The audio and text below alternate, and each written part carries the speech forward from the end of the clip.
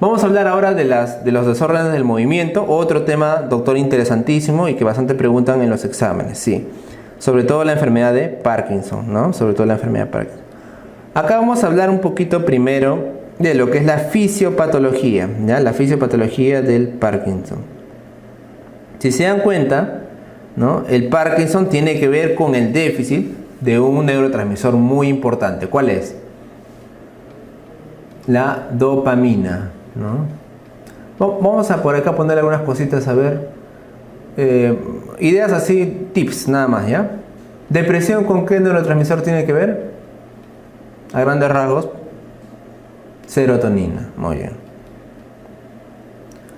Si les dicen demencia, ¿qué neurotransmisor? Tiene que ver con varios, obviamente, pero el más característico. Muy bien, acetilcolina. Y si les dicen ansiedad,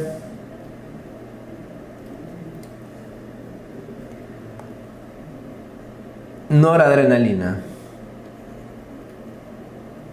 ¿Ya? Ajá. Esas son las enfermedades ligadas a cada una de las características, ¿no? Y habíamos hablado de lo que es la psicosis, ¿no? Bueno, la psicosis se debe a un neurotransmisor de los que ya hemos hablado, ¿se acuerdan? ¿Cuál es?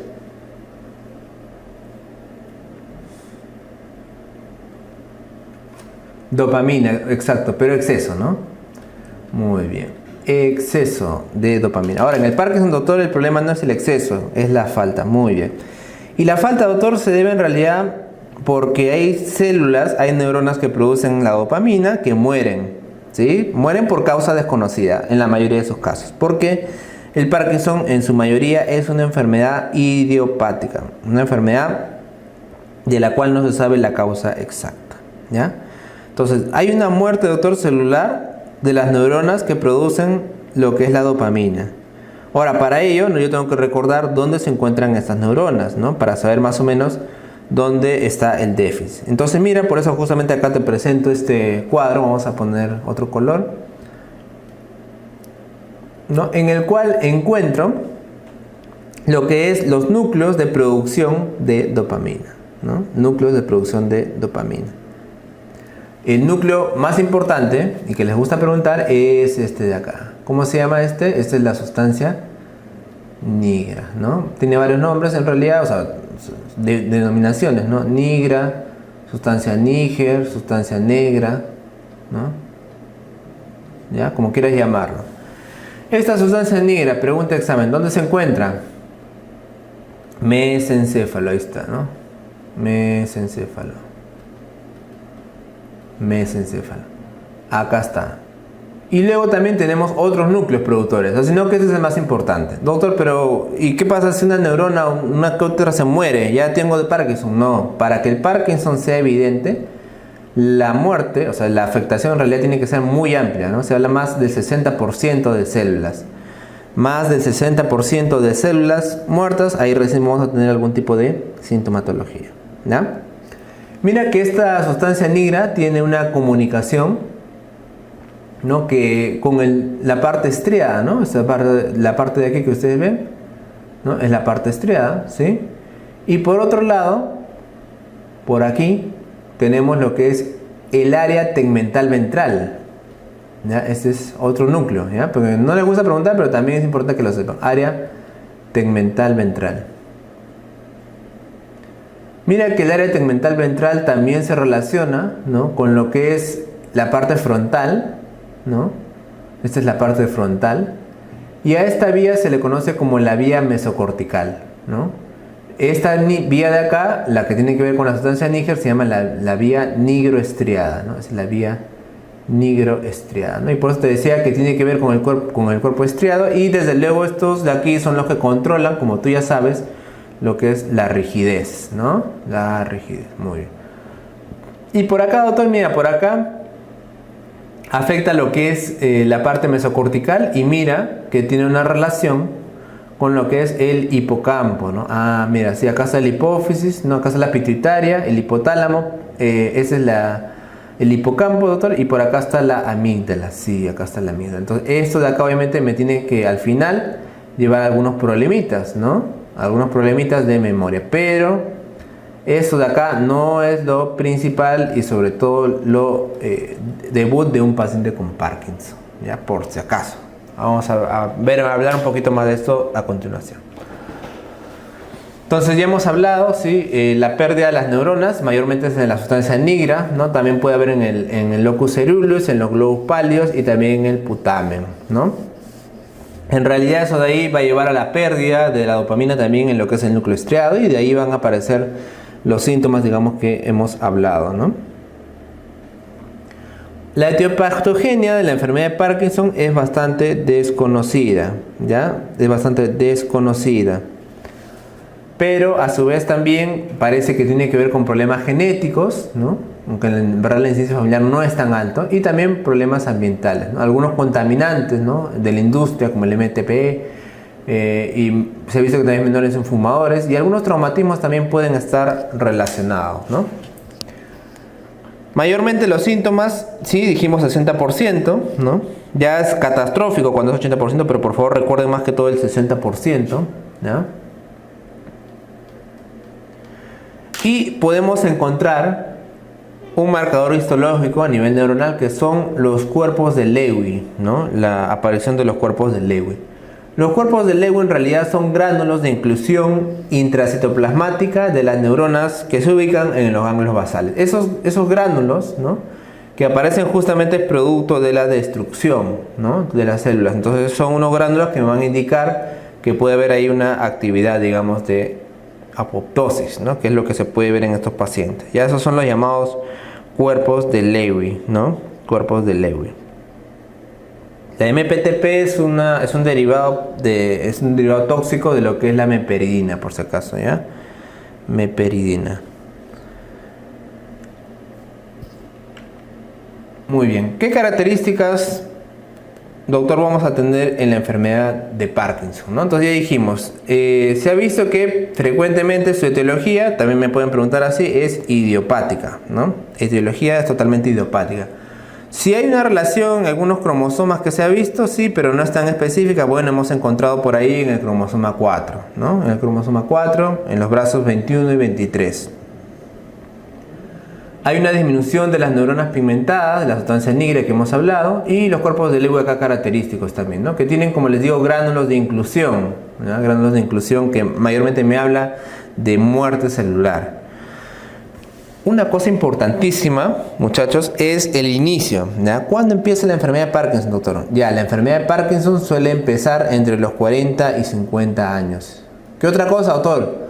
Varones.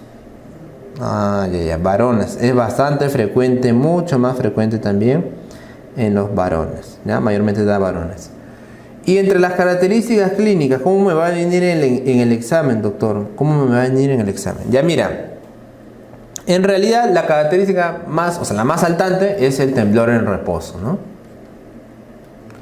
Es un temblor que normalmente lo tiene el paciente cuando su extremidad, por ejemplo, su mano, su brazo está en reposo. Cuando está en reposo, su manita empieza a temblar, tiembla, ¿no? Empieza a temblar, muy bien. Cuando está en movimiento, más bien no tiembla. O sea, yo le digo, alcánzame el vaso, entonces el paciente puede alcanzar el vaso y no hay temblor durante el movimiento. Es un temblor cuando la extremidad está en reposo. Muy bien. Ese temblor casi siempre suele empezar asimétrico. O sea que al inicio el paciente tiene afectación de un solo lado, ¿ya? Por ejemplo, la mano derecha, ¿no? El brazo derecho, ¿ya? Pero sí es cierto que con el tiempo se hace simétrico. O sea, luego obviamente es una enfermedad que va avanzando. Es otra característica, es una enfermedad crónica que el paciente siempre lo va a tener. Es una enfermedad paulatina que obviamente va a ir avanzando, ¿no? Predominantemente afecta bastante a lo que son las manos, ¿ya? Entonces empieza asimétrico y luego se vuelve simétrico. Otra característica muy importante es la rigidez, ¿no? ¿Por qué, doctor? Porque hemos hablado de que la rigidez depende justamente del núcleo estriado y de los ganglios basales, ¿no? La rigidez es llamada en rueda dentada. La característica, como les decía, rueda dentada es cuando tú agarras el brazo a un paciente y le abres el bracito, se queda ahí, ¿no? Agarras el bracito, le sigues abriendo, se queda ahí. Es una rueda dentada, no vuelve a la posición original, ¿no? No vuelve a la posición original. Esa es una característica. ¿Ya? Y esta rigidez, doctor, también me da un signo muy característico que es la facies en máscara. Esto es característico de la enfermedad de Parkinson, ¿ya? Si le viene una pregunta con facies en máscara, Parkinson, ¿ya? Facies en máscara. ¿En qué consiste la facies en máscara, doctor? Es una fase en la cual el paciente tiene falta de expresión, ¿no? Yo siempre les digo, ustedes vean en internet, pongan ahí Parkinson, o sea, busquen pacientes con enfermedad de Parkinson y van a ver que casi todos los pacientes se parecen entre ellos. O sea, su cara es muy parecida. ¿Por qué? Porque la enfermedad cuando va avanzando, ¿no?, hace que la rigidez sea extrema y que todos los pacientes tengan una expresión muy similar. O sea, no es una persona inexpresiva en el sentido de que no muestra sentimientos aparentemente, ¿no? Pero la facie es común a todos los pacientes, ¿no? O sea, los pacientes tienen una mirada fija, ¿no? Tienen casi siempre la cara estirada, ¿no? La boca también así caída, ¿no? No hay la presencia, pues, de las arrugas mayormente, ¿no? Por eso se dice que es una expresión, es una fase sin expresión. A eso se le llama lo que es la hipomimia, ¿no? Esto se llama falta de expresión, hipomimia, ¿ya? O amimia. Esta es la facies en máscara del paciente, ¿ya? Por eso se llama facies en máscara. Entonces, casi todos los pacientes con Parkinson tienen esta ya característica, ¿ya? Rigidez, facies en máscara. Otra característica importante es la bradicinesia, ¿no? La bradicinesia, pregunta de examen, no sé si por acá lo hemos puesto, bueno, acá hemos puesto el fénix en todo caso. La bradicinesia, pregunta de examen, es la incapacidad de la lentitud para hacer actividades, ¿no?, concatenadas, ¿no? Pero esta lentitud no solamente en realidad es tanto física, sino es una lentitud también de procesamiento de información, ¿no? Por ejemplo, para poder comer, ¿no?, para poder cerrar la boca, para poder, por ejemplo, ¿no?, hacer tus actividades. Por eso también, pregunta de examen, esta característica es la más incapacitante, ¿ya? Pregunta de examen. La rigidez, por ejemplo, es incapacitante, sí, pero en realidad la peor es esta, ¿eh? Bradicinesia. ¿Ya? La persona no puede hacer su actividad. Quiere amarrarse algo, no, tiene una lentitud para hacer, no sabe concatenar cómo hacer el procedimiento. Quiere ponerse la corbata, no puede. Quiere lavarse. Obviamente eso de ahí es en estadios avanzados, ¿no? Pero la bradicinesia, o sea, ya es más severa en los estadios avanzados, pero la bradicinesia es la característica más incapacitante de la enfermedad de Parkinson. O sea, es la que la persona obviamente la hace retroceder más, ¿no? Y obviamente es en realidad un poco triste porque los pacientes con Parkinson avanzan, ¿no? Va progresando la enfermedad y pues cada vez más tienden a tener más problemas, ¿no? Se vuelven como unos bebés, por decirlo así, ¿no? Hemos hablado de temblor, rigidez, bradicinesia. También otra característica que podemos ver es inestabilidad postural.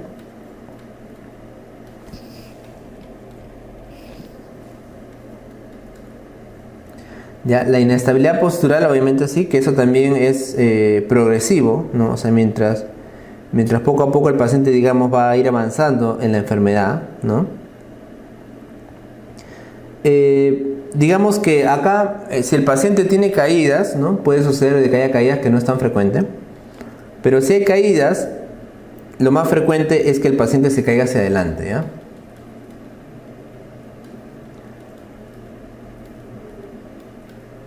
Por si acaso, hacia adelante, ¿ya? Luego también puede haber disfunción autonómica. Ya que hemos tocado el tema, a ver, y vamos a tocarlo también en Guillain-Barré, quiero que me digan a ver qué manifestaciones autonómicas existen. ¿Qué hablamos cuando decimos tienes sintomatología autonómica? ¿A qué nos referimos?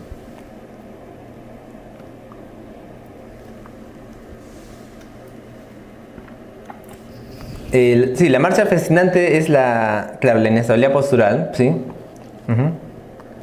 Es una marcha lenta, ¿no? Es una marcha la marcha fascinante de pasos cortos, ¿no? Es una marcha de pasos cortos. Obviamente es porque el paciente tiene problemas, pues, ¿no?, al poder poder andar adecuadamente, no tiene primero que tiene rigidez, ¿no? No tiene la marcha fascinante, o sea, no tiene rigidez, entonces no puede flexionar adecuadamente, dar pasos largos.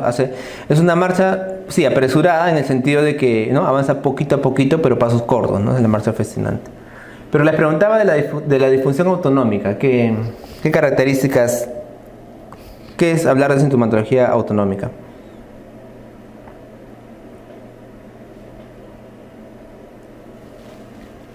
Por ejemplo,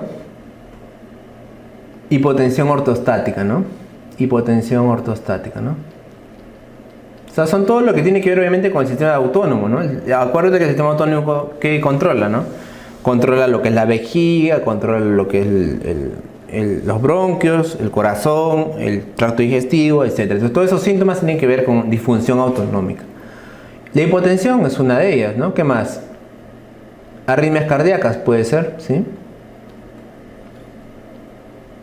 La broncoconstricción y dilatación no se ven tanto, o sea, es bien raro que se afecte esta parte, pero ¿qué se puede afectar? Los esfínteres, ¿no?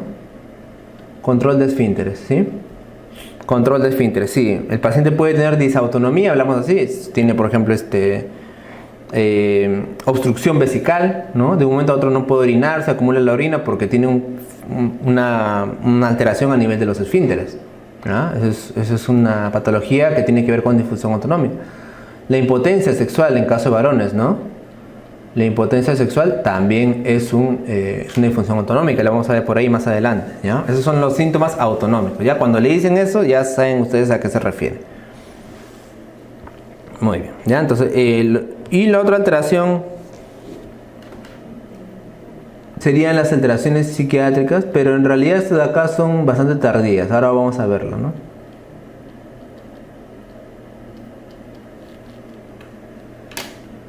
¿No? Las alteraciones psiquiátricas, ¿no? Que tienen que ver más que todo con demencia a veces, ¿no? Mira, en realidad la enfermedad es así, por eso justo les hablaba de eso, ¿no? La enfermedad tiene como sintomatología principal lo que es el temblor en reposo, ¿no? O sea, en realidad hablamos de la enfermedad cuando ya estamos a estas alturas, ¿no? Paciente con rigidez, tremor y la bradicinesia que ya puede ir apareciendo, pero que se hace más adelante todavía peor, ¿no? Más evidente, ¿no? Pero se dice que estos pacientes, o sea, es lo que se ha visto, ¿no? Porque como te digo, en realidad la total fisiopatología no está comprendida, ¿no? Pero dicen que el déficit de dopamina puede verse todavía un poco antes, ¿no? Con presencia de constipación, por ejemplo, ¿no? Con presencia de trastornos del sueño, ¿no? Y comportamiento, ¿no? Con algunas alteraciones a nivel de lo que es, por ejemplo, hipersomnia, ¿no? Hiposmia, un poco la disminución de lo que es el olfato, ¿no? La hiposmia y depresión, ¿no? Eso se da unos años antes, aparentemente, ¿no? Y luego ya cuando la cantidad de neuronas, ¿no?, ya es abrumadora, la pérdida de las neuronas, ya empezamos a ver todo lo que es la sintomatología, ¿no? Perdón. Mira por acá, lo que es los síntomas autonómicos ya aparecen todavía al cabo de algunos años, ¿no? O sea, más o menos después de 10 años, ¿no? 6, 10 años. No es frecuente al inicio. Síntomas urinarios, hipotensión ortostática, ¿no? Y también lo que es la disquinesia, ¿no? La alteración todavía más evidente, también a partir más o menos de los 10 años, ¿no? Cuando el paciente ya tiene una enfermedad todavía ya más avanzada, mira, acá sí ya recién, mira, empiezan las caídas. ¿Ya? Doctor, ¿y por qué usted me habla de caídas así? Porque mira, hay unas enfermedades, ya que no me preguntan en realidad nunca hasta ahora, pero que pueden por ahí confundirnos con el Parkinson, ¿no? O sea, en realidad el parkinsonismo se debe a muchas causas, ¿no? La enfermedad de Parkinson es la enfermedad idiopática, ¿no? Que es bastante frecuente. Pero hay otro tipo de patologías, digamos, que podemos confundirlas. Una de ellas es la llamada, por ejemplo, vamos a ponerla por acá, la llamada parálisis supranuclear progresiva, ¿no? También se le llama la enfermedad de Richardson-Olszewski. Igual, nuevamente, esta enfermedad no se sabe la causa, es una enfermedad desconocida. Se parece bastante al Parkinson, en verdad, ¿no? Comparte muchas características, ¿ya? Sin embargo, estos pacientes, aparte de rigidez, ¿no? de temblor, que no es un temblor tan evidente, o sea, justo estas patologías a veces lo que no tienen tanto es el temblor, o sea, no es un temblor tan evidente, ¿no? Tienen caídas, ¿ya? Pero las caídas suelen ser hacia atrás, en este caso, ¿ya? Las caídas suelen ser hacia atrás. Y estos pacientes, ¿no? Frecuentemente también las caídas las hacen un poco antes, ¿no? O sea, la aparición de las caídas en la parálisis supranuclear progresiva es mucho más reciente que en el caso de los pacientes con Parkinson, ¿ya? También tienen como otra característica lo que es la rigidez del cuello. Y desde luego lo que nos va a llamar la atención es que estos pacientes no responden bien al tratamiento, ¿no? O sea, al tratamiento del Parkinson, ¿no? Cuyo pilar pues, fundamental es la de levodopa, ¿ya? Entonces estos son estos síndromes que son parecidos al Parkinson, ¿no? Les suelen llamar también Parkinson Plus, ¿no? Que en realidad es un término que nosotros no lo usamos mucho, ¿no? Parkinson Plus, ¿no? O sea, las enfermedades que son similares o muy parecidas, ¿ya? Pero que no es igual a decir obviamente lo mismo, ¿no? Otra característica importante acá en el Parkinson, como ustedes ven en la parte final, ¿no? En la parte final, es lo que es la aparición de la psicosis, ¿no? Entonces, nuevamente, hay otras enfermedades, por ejemplo, acá hay otra enfermedad dentro del Parkinson Plus que se llama la enfermedad por cuerpos de Lewy, ¿no? La enfermedad de cuerpos de Lewy. ¿Cuál es la característica de la enfermedad de cuerpos de Lewy? Una característica quizás que un poco lo diferencia a lo que es el Parkinson, ¿no? Es la aparición de las alteraciones mentales, ¿no? Y acá nuevamente tenemos que hablar de que las alteraciones mentales, ¿no? Suelen ser más precoces, ¿no? Ya, no. Entonces, doctor, en el Parkinson pues es bien difícil que una pregunta me venga de un anciano que debute con demencia y con rigidez. Exacto, ¿sí? En cambio, si es un anciano que debuta con síntomas de psicosis, alucinaciones, ¿no? Y tiene también problemas de deterioro mental y a la vez parkinsonismo, una posibilidad otra vez que sea una enfermedad de cuerpos de Lewy, ¿no? Eso es algo más frecuente. Entonces, más o menos esto me gusta decirlo para que ustedes puedan diferenciar estos cuadros, ¿no? Ya te digo que en realidad esto de acá no conviene que profundicemos mucho y la enfermedad de Parkinson es la que siempre ha venido hasta ahora, ¿no? Acá tenemos una clasificación también muy interesante, ¿no? Que viene a reforzar lo que les he dicho. Doctor, ¿cuándo es Parkinson y cuándo no es Parkinson? ¿No? ¿Cuándo es Parkinson y cuándo no es Parkinson? Bueno, Parkinson, ahí está, temblor, brasinegia, rigidez e inestabilidad postural, ¿no? Si me dicen la tríada básica, ¿cuál es? Es esta, ¿no? Esta es la tríada básica, ¿no? Por ahí, no sé si una pregunta, ¿cuál es la tríada básica o cuáles son las tres características principales? Temblor al reposo, bradicinesia y rigidez, ¿ya? La inestabilidad postural también va por ahí, pero no es, digamos, la parte de la tríada principal. Muy bien. Ahora, ¿cuándo, doctor? Yo, más bien, si me dicen por ahí en la pregunta, me vienen ciertas cositas que por ahí en realidad me hacen alejar la posibilidad de Parkinson y me hacen pensar más bien en los otros que usted me ha dicho. Mira, acá te la pongo justo, ¿no? Por ejemplo, que el paciente empiece con inestabilidad postural en los 3 primeros años. Es raro en pacientes con Parkinson. Estamos hablando de enfermedad de Parkinson. Fenómenos de imantación, o sea, cuando el paciente se queda ahí en mismo, o sea, no puede avanzar, esa es la imantación, ¿no? O sea, como decir bradicinesia, en los 3 primeros años muy, muy evidente, ¿no? Alucinaciones que no tengan que ver con la medicación, o sea, por la enfermedad, ¿no? Que tenga alucinaciones por Parkinson en los 3 primeros años, no, eso no, pues no. Demencia previa, no, pues peor. Demencia previa a los síntomas motores, eso de ahí no es Parkinson, ¿no? Parálisis supranuclear de la mirada, ¿no? También, bueno, eso obviamente es característica de la parálisis supranuclear progresiva, ¿no? Si tenemos un trastorno autosómico marcado no relacionado con la medicación, ¿no? También. Trastorno autonómico, debería decir acá, autonómico, ¿no? Marcado, o sea, los pacientes con Parkinson no empiezan con trastornos autonómicos muy marcados, ¿no? Que no tengan que ver con la medicación, porque la medicación sí me puede dar, ¿no? La medicación, sí. Causa conocida de parkinsonismo, desde luego, ¿no? Si sabemos que puede tener una causa secundaria, como la que vamos a ver ahorita, pues obviamente eso me aleja, ¿ya? Me aleja. Sí, acá justo les quería hablar de lo que es la parte secundaria, ¿no? O sea, hablamos ya no de enfermedad de Parkinson, sino de parkinsonismo, ¿no? ¿Qué causa de parkinsonismo tenemos, doctor? Ah, ahí están. Mira que ahí sí el riesgo cambia un poco, ¿no? Ahí cambia a las mujeres, o sea, las mujeres son más propensas de sufrir parkinsonismo por fármacos, ¿ah? Por fármacos. Y obviamente también los pacientes ancianos, ¿no? Una cosa que le des a un paciente relativamente joven y otra cosa que le des a un anciano. El anciano ya va a tener más alteraciones, ¿no? Más evidente. La farmacológica, pregunta de examen, ahí está el Fénix, es la causa más frecuente de parkinsonismo secundario, ¿no? La farmacológica. Y dentro de esos, acá tenemos, pues, en primer lugar, a los llamados neurolépticos. Doctor, los neurolépticos pueden ser típicos o atípicos, ¿no? A mí me han enseñado, sí. Los típicos son los que más causan, desde luego, ¿no? Los típicos son los que más causan. El haloperidol, ¿no? La clorpromacina, que ya no se usa, creo que ya ningún psiquiatra usa clorpromacina, pero pertenecía al grupo ¿no? del haloperidol en realidad. ¿Ya? Y estos medicamentos tienen afectación, pues, a nivel de los ganglios basales, por eso pueden producir parkinsonismo, ¿ya? Haloperidol, risperidona, la olanzapina, ¿no? La clozapina, que pertenecen a los atípicos, lo causan con menos frecuencia, por si acaso, ¿ya? Pero justamente, ¿no? Los atípicos han sido creados para eso, ¿no? Para causar menos frecuentemente reacciones adversas. Pero el haloperidol es una causa importante, ¿no? de causar de parkinsonismo. Doctor, pero así como me causa el haloperidol, obviamente también los que son fármacos que bloqueen a la dopamina también me pueden causar eso. Y uno de ellos, por ejemplo, es la metoclopramida, ¿no?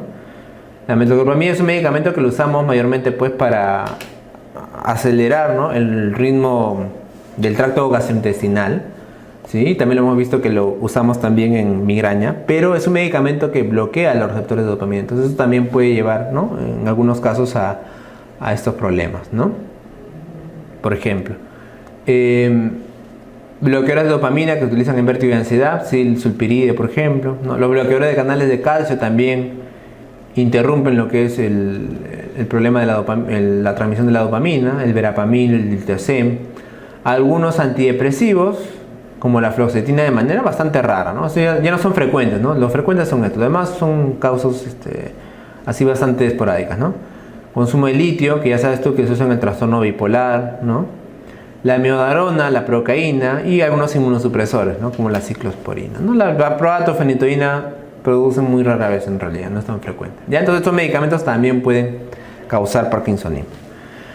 Muy bien. Y ahora, doctor, quiero saber el tratamiento de la enfermedad de Parkinson, ¿no? ¿Cómo se hace el tratamiento de la enfermedad? Ya, mira, acá es importante que te acuerdes cuáles son los tratamientos más importantes, ¿no?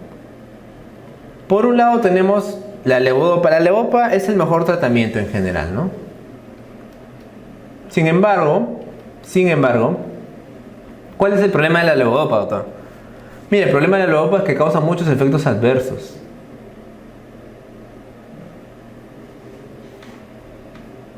Y esos efectos adversos, ¿qué es lo peor? Que esos efectos adversos aparecen después todavía. O sea, no es que al inicio tú vas a... No, cuando el paciente con enfermedad de Parkinson tiene una enfermedad y mucho tiempo toma levodopa, ahí pueden aparecer ya problemas que nos van a complicar, no solamente por ser sintomáticos, sino también porque pueden empeorar la enfermedad, digamos, ¿no? O sea, el control de la enfermedad.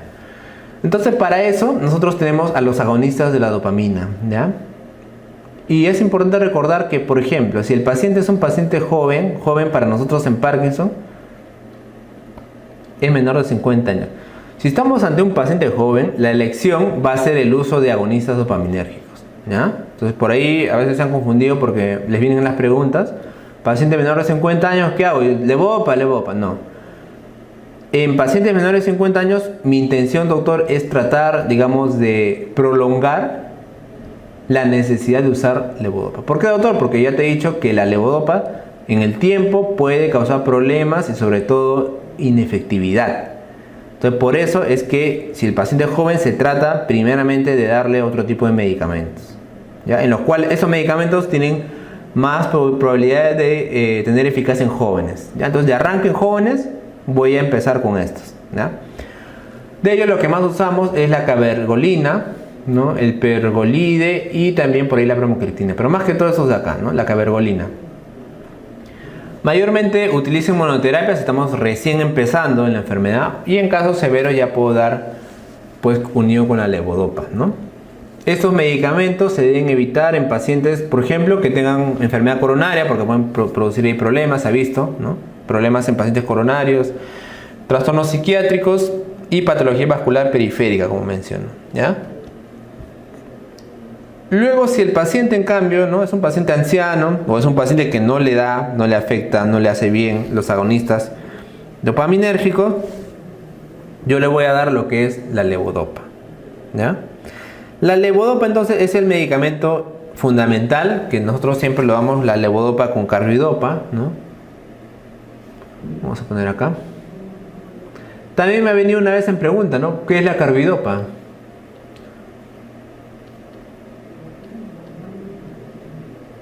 La carbidopa, su función es un inhibidor de la D-carboxilasa, ¿no?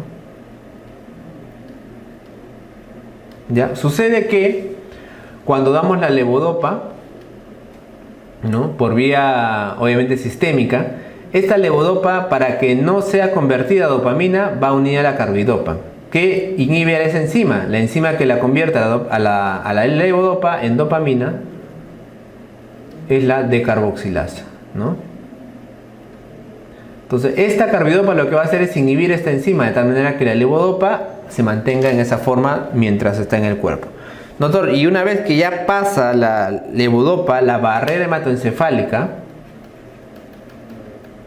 ahí sí la carbidopa no pasa, la levodopa sí pasa, ahí sí la levodopa se va a transformar en dopamina. Me interesa acá que la dopamina solamente actúe a nivel del sistema nervioso central y para eso tiene que atravesar la barrera hematoencefálica, ¿ya? Entonces, esa es la función que por ahí viene en pregunta de examen. ¿Para qué me sirve la carbidopa? Es un inhibidor de la D-carboxilasa, ¿ya? Y de esa manera cuida a la levodopa. Entonces, la levodopa, ¿no?, obviamente va a reemplazar al final la dopamina y va a mejorar, o sea, es un medicamento bastante eficaz al inicio para mejorar los síntomas del Parkinson, ¿no? Sobre todo la rigidez y la bradicinesia, ¿no? Me va a ayudar también bastante con el control de lo que es los temblores, ¿no? Obviamente, si nosotros damos el tratamiento y al inicio y al paciente no le hace nada, pues probablemente ahí voy a pensar de que el paciente no tiene enfermedad de Parkinson, ¿ya? Por si acaso. Ahora, ¿cuáles son los problemas de la levodopa? Como les digo, ¿no? La levodopa puede tener muchas, digamos, reacciones al inicio, ¿sí? Náuseas, vómitos, ¿no?, porque es algo característico, hipotensión postural, ¿no?, etcétera. ¿Está bien? Pero el problema más que todo es adelante. O sea, adelante cuando el paciente ya tiene tiempo tomando levodopa, eso es variable, ¿no? Este tiempo es variable, en verdad, pueden ser meses o años. El paciente puede tener movimientos anormales, ¿no?, como respuesta paradójica, las discinesias, ¿no? Otra característica importante es la acaticia. ¿Qué es la acaticia? Doctor, es cuando el paciente tiene unas ganas de moverse, una inquietud motor. El paciente no se puede estar tranquilo, esa es la acaticia, ¿ya? Eso es característico de la levodopa, ¿ya? La confusión también, confusión. Y como tiene el problema, o sea, ese es uno de los problemas, ¿no?, que tiene, la acaticia, ¿no?, las discinesias, ¿no? Pero los mayores problemas son las complicaciones tardías. Porque ahí el paciente ya puede tener, digamos, complicaciones con el uso de levodopa que no mejora ya el Parkinson, ¿no? Uno de ellos, por ejemplo, es el fenómeno llamado wearing off, ¿no?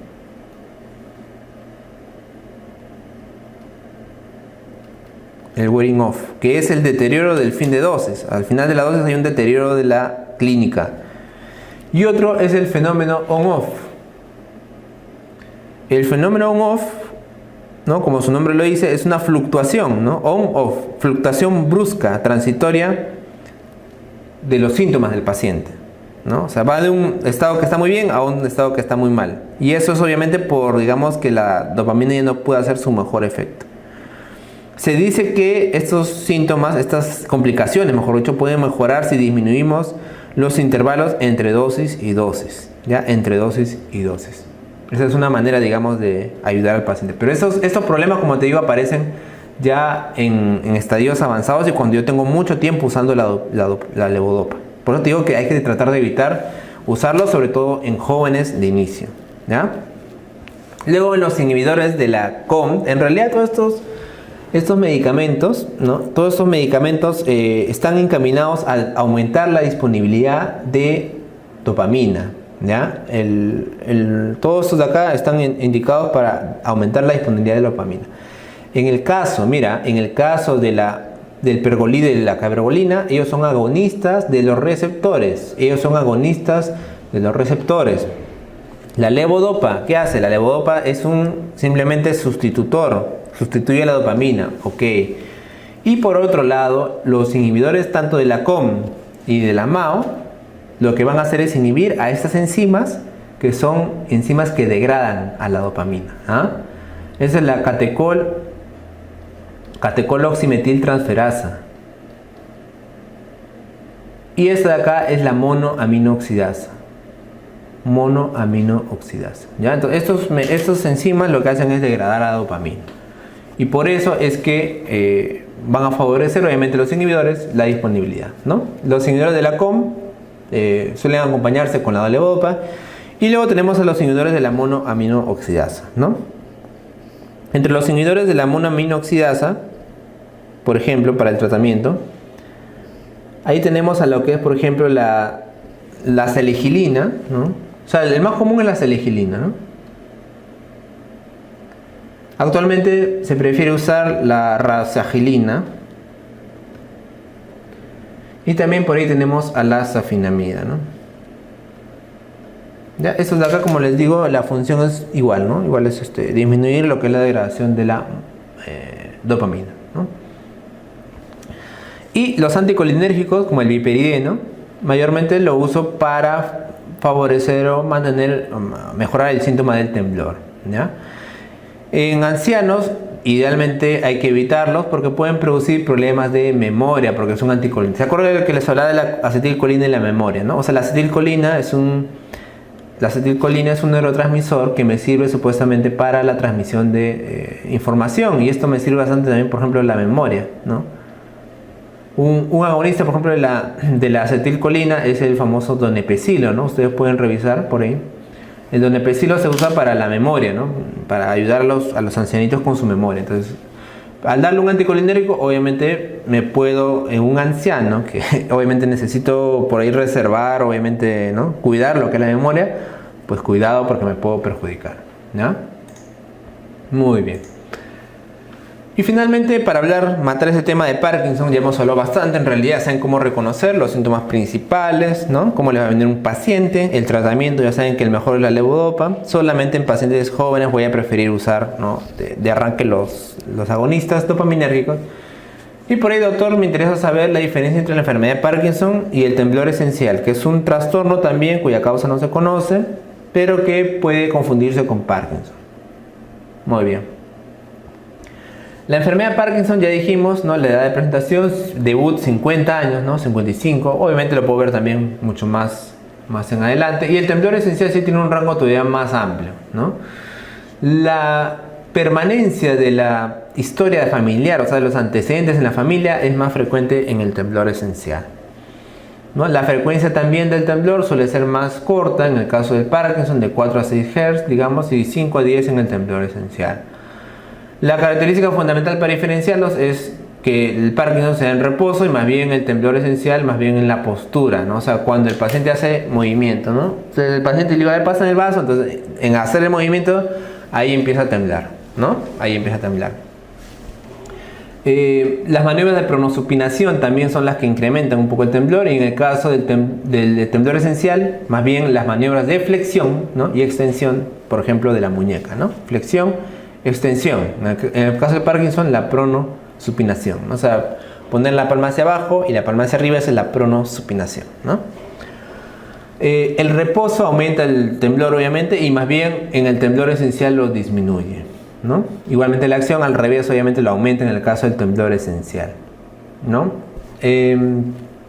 También cuando al paciente de Parkinson le hacemos concentrarse en algo, o sea, la concentración mental, le hacemos pensar en algo, le mostramos un dibujo, le preguntamos qué es, etcétera, etcétera, ahí disminuye el temblor, ¿no? Más bien el temblor esencial, cuando está sometido a pensar, a tener algún tipo de estrés, aumenta, ¿no? Otra característica, sí, por ahí que no hemos hablado es la micrografía, ¿sí? La micrografía, o sea que el paciente escribe, la letra del paciente con Parkinson es así bastante pequeñita, ¿no? Es una característica importante, micrografía.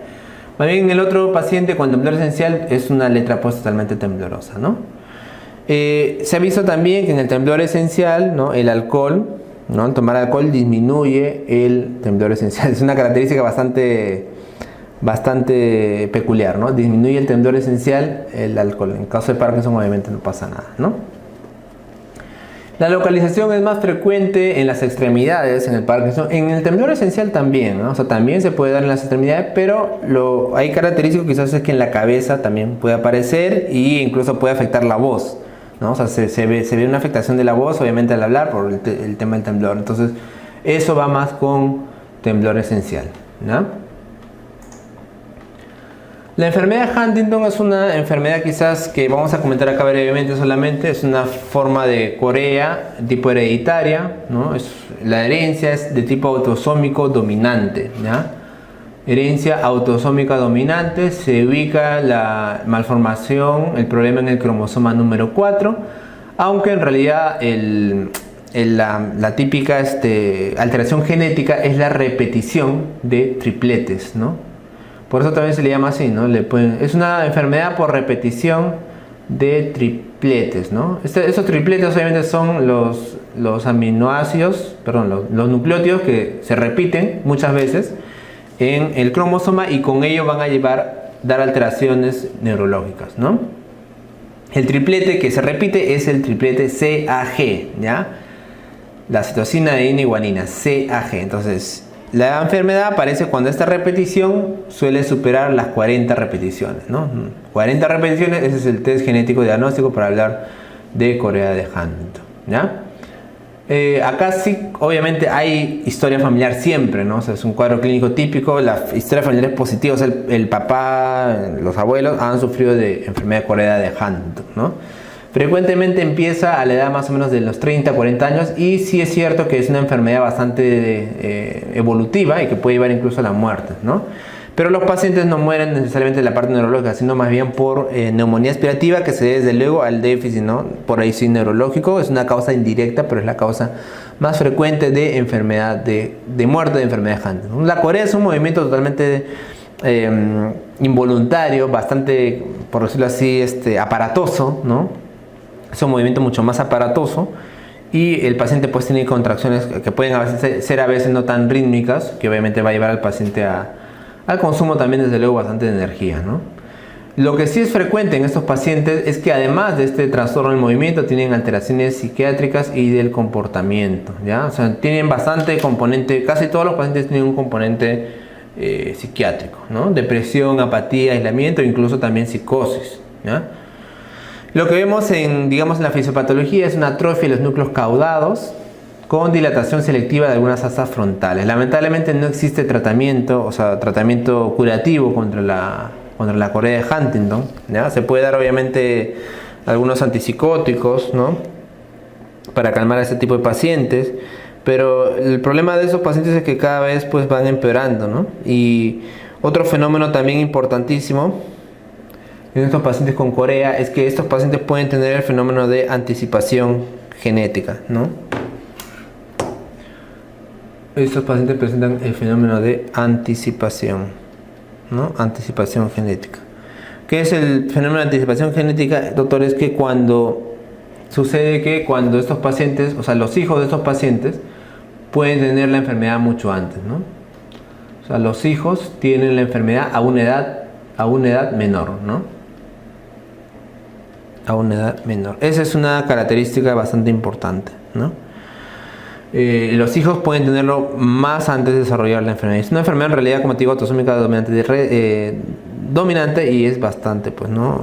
Hereditaria, ¿no? El tratamiento, como les digo, podemos usar los neurolépticos, ¿no? Lo que es la olanzapina, la quetiapina, el haloperidol mismo, ¿no? Para los trastornos motores también se puede usar toxina botulínica o incluso también la levodopa también puede ayudar un poco, ¿no?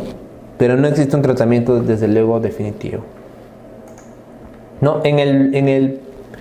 En el país tenemos, digamos, la zona de Cañetes, no es clásicamente, por si acaso, no digo acá por molestar a nadie, simplemente por por esta epidemiología, ¿no? Cañete es una zona que tiene enfermedad de Huntington tradicionalmente más que en el resto del tiempo de lugares. Y en Lima, Barrios Altos también es una zona, digamos, con algunos casos importantes, ¿no? O sea, más o menos para que ustedes se ubiquen.